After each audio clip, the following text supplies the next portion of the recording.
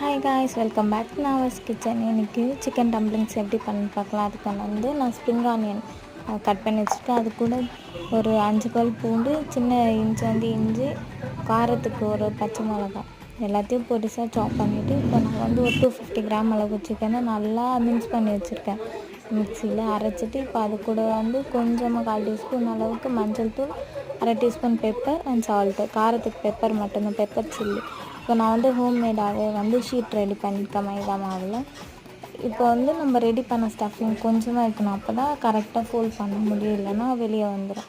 உங்களுக்கு தேவையான ஷேப்பில் ஃபோல்ட் பண்ணி நல்லா கொதிக்கிற ஹாட் வாட்டரில் கொஞ்சமாக சால்ட் சேர்த்து நம்ம ரெடி பண்ணி வச்சுருக்கதையும் போட்டு ஒரு 10 to 12 மினிட்ஸ் 10 மினிட்ஸ்க்கு அப்புறம் செக் பண்ணிக்கோங்க. அதுக்குள்ளே நல்லா பாயில் ஆகிடும். ஏன்னா சிக்கனும் நல்லா நம்ம மிக்ஸ் பண்ணி தான் போட்டிருக்கோம்.